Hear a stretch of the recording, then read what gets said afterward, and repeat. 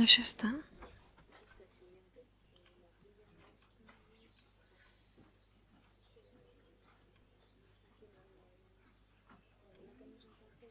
Ah, claro, pues esa no la he mirado.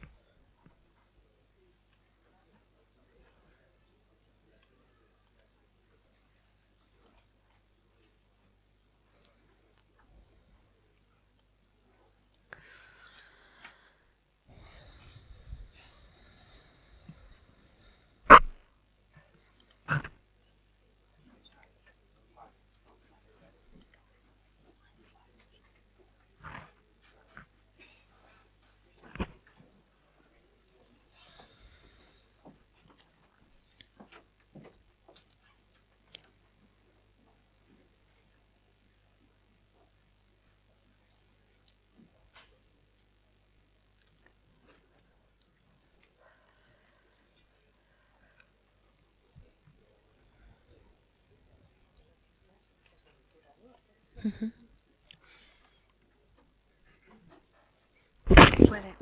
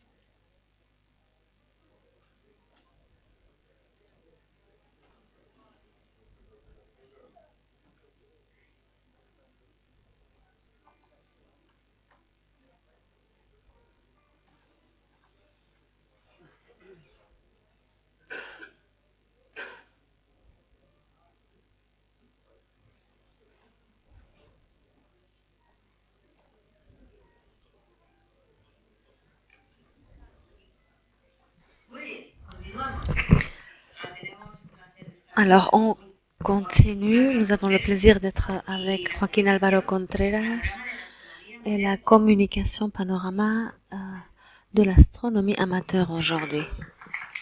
Bonjour. Ah, je vois qu'il y a des fans. Excusez-nous pour le temps qu'on a pris pour mettre en place tout ça. Je vais changer de registre par rapport à ce qu'on a vu avant. Je vais parler de quelque chose d'assez différent aux 3 séances précédentes. Et je vais vous parler de la vision qu'on a dans la Fédération espagnole d'associations astronomiques sur la scène de l'astronomie amateur. Ça ne va pas être non plus une vision très détaillée. On verra un peu dans quel niveau de profondeur on peut rentrer, mais ça ne sera pas très pointilleux. Il faut commencer par se poser la question, qu'est-ce qu'on comprend par l'astronomie amateur? Et là, on peut peut-être entrer dans un débat un peu inutile sur si on utilise deux termes en espagnol, soit amateur, le terme français, ou aficionado, le terme espagnol.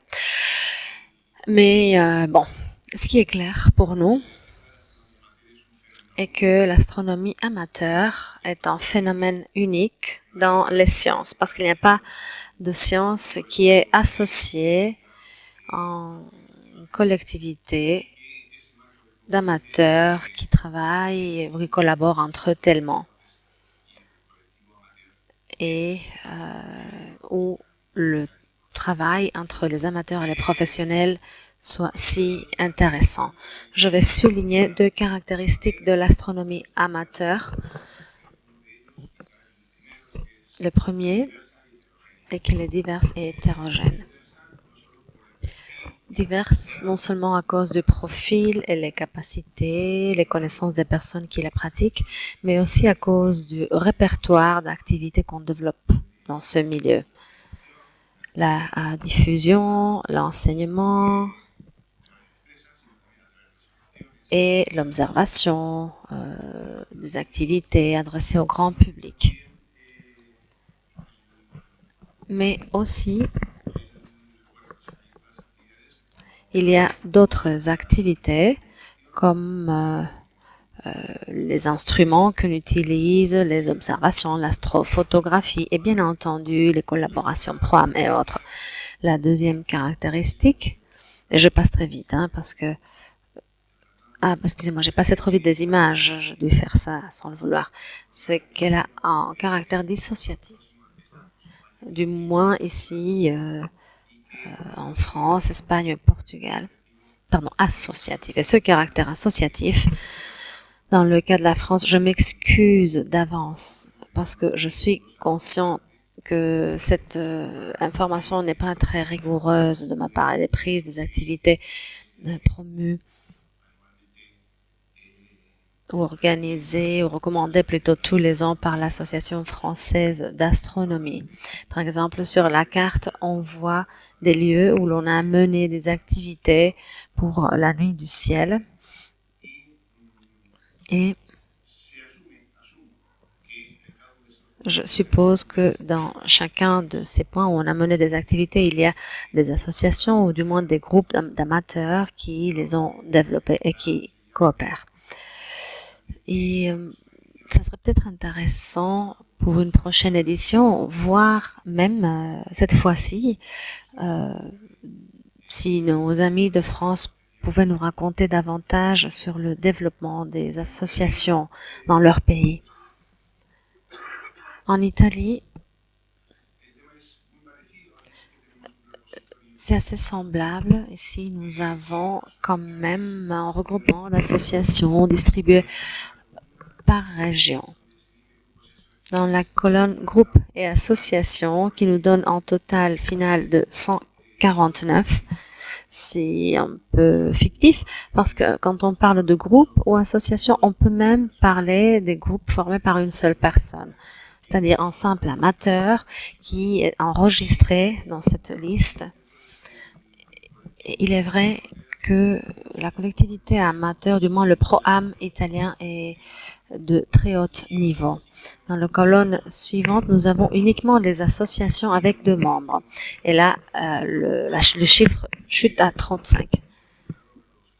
On a filtré et donc enlevé les groupes formés par une seule personne, tout simplement des personnes ou des entités qui n'ont pas un caractère d'association. Le nombre total de membres est d'à peu près 3000 et le nombre moyen de membres par association, c'est à peu près 80-90. Le cas du Portugal est un peu plus atypique. Même si on a créé une association d'astronomie amateur en 1981 qui a obtenu pas mal de membres rapidement, ça a quand même chuté avec, au fil du temps.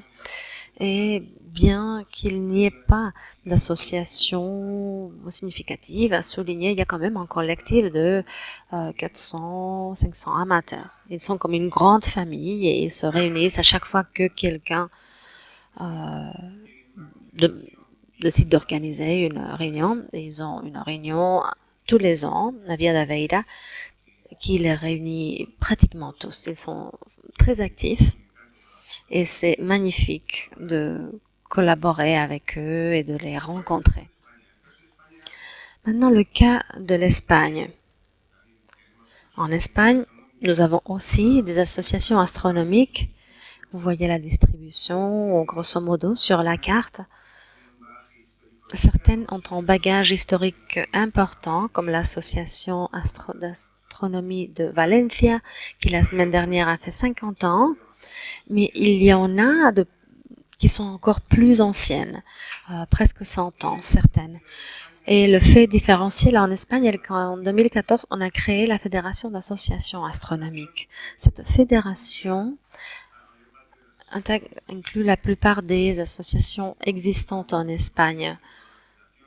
En ce moment se trouvent 77 associations dans la fédération. Les membres sont les associations, pas les membres particuliers de chaque association. Et la collectivité totale représentée est d'à peu près 8000 amateurs.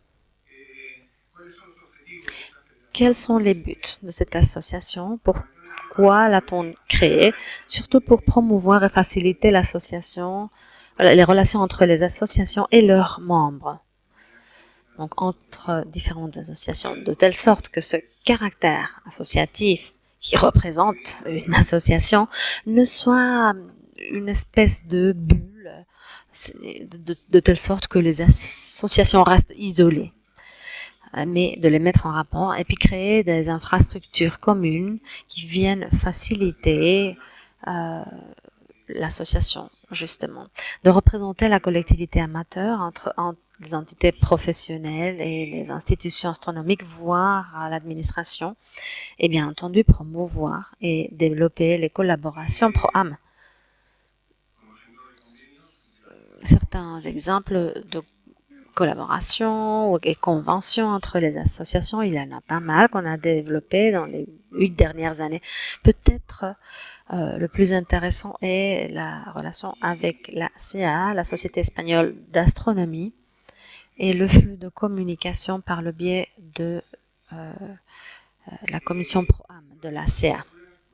Concernant les infrastructures, nous sommes peut-être surtout fiers de la plateforme de cours, de formation qui est disponible pour les membres de toutes les associations. Enfin, en général, c'est ouvert, hein. Même des personnes qui n'appartiennent pas à une association fédérée peuvent y participer. Nous avons un canal de YouTube sur lequel nous téléchargeons directement ou bien des fois par après les séances qu'on a dans notre plateforme de Zoom. Et en tant qu'exemple, de dernières années, pas mal de séances avec la commission pro-âme de la CA. Et vous avez ici une liste de certaines de ces actions, ou bien des cours, des ateliers. Et je suis sûre que la plupart d'entre vous les connaissez déjà. Nous sommes conscients que, en plus, ça a dépassé les frontières de l'Espagne. Pas mal de personnes de l'Amérique latine viennent participer à ces séances. Et nous savons aussi que des fois, il y a des personnes de France qui participent. Par exemple, l'atelier avec le réseau de télescopes Europlanète qu'on a fait l'année dernière en collaboration avec le ibérique de Europlanète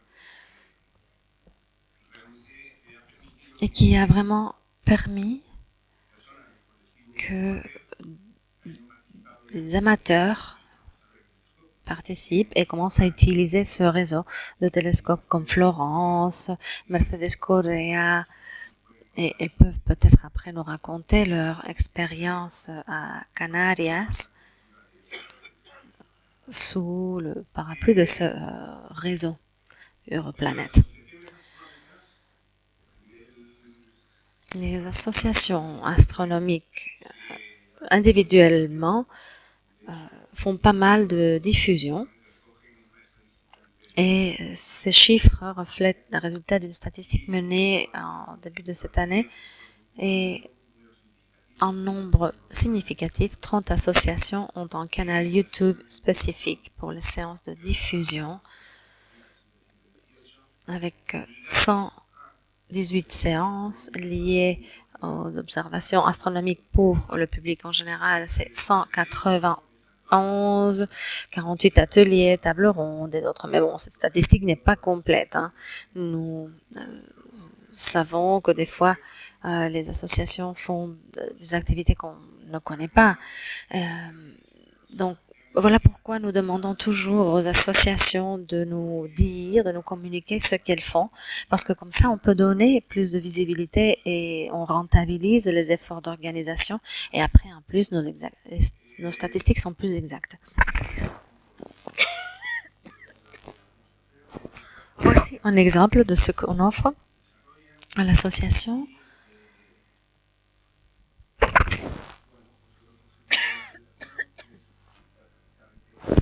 Notre objectif de l'association est de faciliter les rencontres entre diverses associations. Voici un exemple de ce qu'on a fait cet été à l'Art de los Olmos,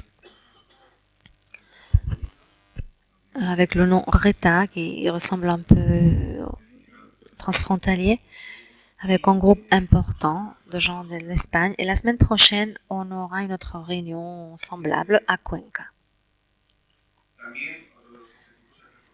Un autre but est de renforcer les liens avec la communauté portugaise. Les réunions qu'ils font sont aussi des fois transfrontalières. Il y a une participation bilatérale. Et bien évidemment, nous avons une communication fluide de part et d'autre des Pyrénées. Cette année, nous avons participé pour la première fois à des rencontres de l'Amérique latine, puisque nous sommes conscients de leur participation, nous savons ce qu'on fait. Et ils sont très conscients de ce qu'on fait ici en Espagne. On tenait à leur souhaiter la bienvenue, leur raconter avec qui nous sommes et surtout communiquer que nous participons aussi de ce que eux ils organisent. Bon, en résumé, aux conclusions, on peut dire. Je dirais que l'astronomie amateur est en bonne santé, mais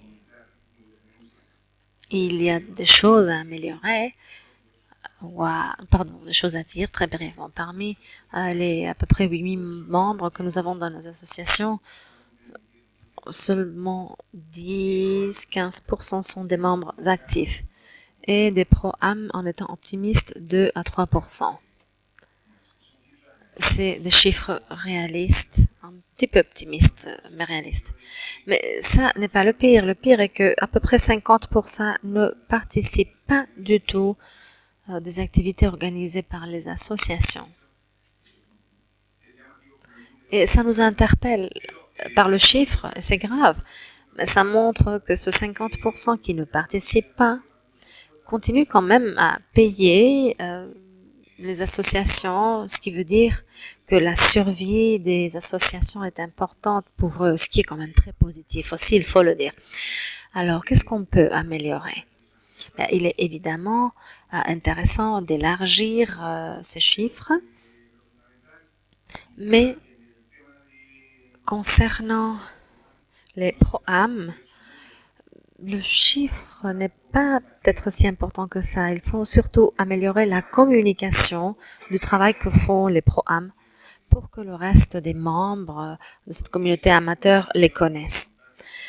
Parce que ce travail de diffusion, de raconter ce qu'on fait, est justement ce qui nous permet de nous enrichir, d'apprendre, et ce qui va augmenter les chiffres finalement. Donc le travail de la communauté pro-âme est extrêmement important. Et c'est justement ce qu'on fait depuis un certain temps, essayer de reprendre cette communication. Après, on en parlera, je pense, dans la table ronde, à peu près un peu plus là-dessus. Il y a un rapport pro-âme de la commission qui complète ce que je vous ai raconté, ou peut-être ce que je vous ai raconté complète un rapport, je ne sais plus. Mais pour finir, j'aimerais dire que si on fait un petit peu attention au profil démographique des membres des associations astronomiques en Espagne, on pourrait s'attendre à voir un reflet de la pyramide d'âge de notre population, mais ça n'est pas le cas. Nous avons une situation assez asymétrique. Il y a seulement 24% de femmes dans nos associations. Et là, il n'y a presque pas de membres de moins de 40 ans. Alors comment changer ça? Il faudrait élargir les deux axes que je vous montre maintenant sur l'image, sur l'écran.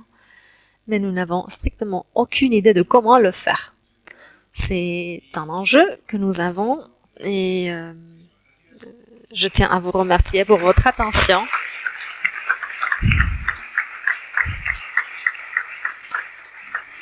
Si vous avez des questions, vous pouvez les poser maintenant, mais sinon, on pourra continuer à en parler lors de la table ronde. Donc, je ne vais pas voler du temps à l'orateur prochain. Non, mais il y a du temps pour les questions. Est-ce qu'il y en a? Ou des commentaires? Ben, merci beaucoup.